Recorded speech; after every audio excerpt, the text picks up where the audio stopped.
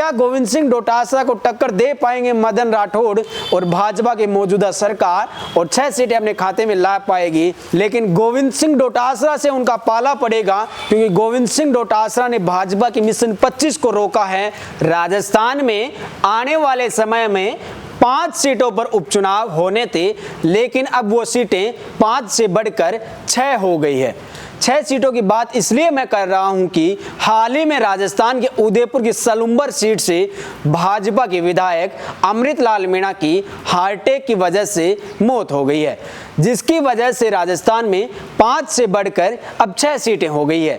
आपको बता दें कि अमृतलाल मीणा लगातार 3 बार से विधायक थे और उनके राजनीतिक सफर की बात करें तो वो पंचायत के चुनाव से अपने राजनीतिक सफर की शुरुआत करते हैं और पहली बार जिला परिषद का चुनाव लड़ते हैं। जिला परिषद का चुनाव लड़ने के बाद लगातार भारतीय जनता पार्टी एक सक्रिय कार्यकर्ता के तौर पर पार्टी के अंदर काम करते हैं और 2013 में पहली बार सलुंबर सीट से विधायकी का चुनाव लड़ते हैं और विधानसभा पहुंच जाते हैं और वहीं से लगातार उनका कारवा बढ़ता जाता है। 2013 से 2018 और 2018 से 2023, यूं कहें कि तीसरी बार 2023 में वो विधायक बनते हैं।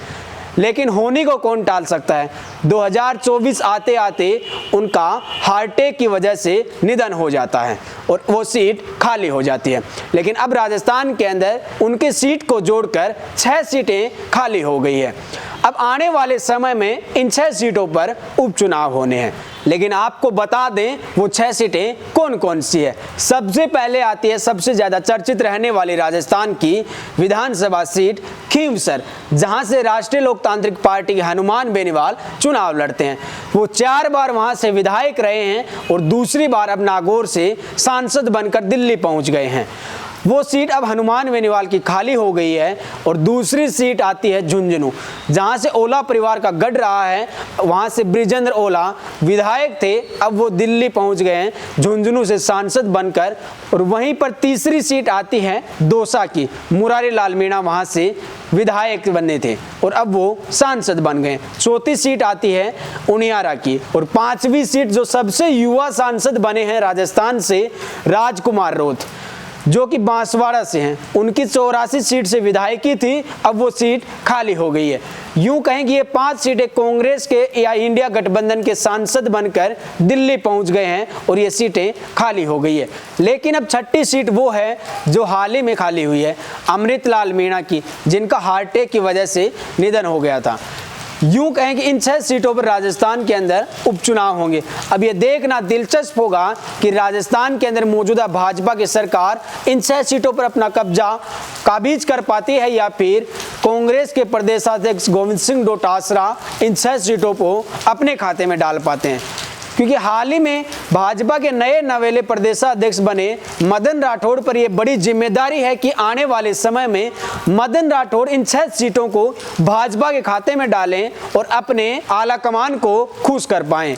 लेकिन गोविंद सिंह डोटासरा से उनका पाला पड़ेगा, क्योंकि गोविंद सिंह डोटासरा ने भाजपा की मिशन 25 को रोका है हाल ही में कुछ समय पहले हुए लोकसभा चुनाव में और 13 सीटें इंडिया गठबंधन के खाते में डाली है।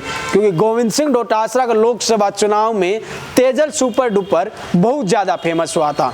एक बार फिर राजस्थान के लोगों को उम्मीद है कि आने वाले समय में गोविंद सिंह डोटासरा अपने तेजल सुपर डुपर के जलवे को फिर बरकरार रखें और कांग्रेस के कार्यकर्ताओं के अंदर गोविंद सिंह डोटासरा के प्रति एक अलग ही जुनून देखने को मिलता है।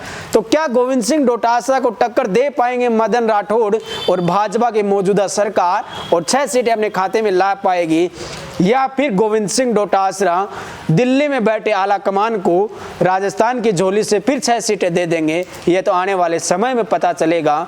लेकिन आप हमारे RJTV24 के चैनल को लगातार देखते रहिए और आपको हमारी स्टोरी कैसी लगी आप हमें कमेंट सेक्शन के माध्यम से जरूर बताइएगा। मैं आपके साथ अभिषेक जाखड़, ब्यूरो रिपोर्ट RJTV24।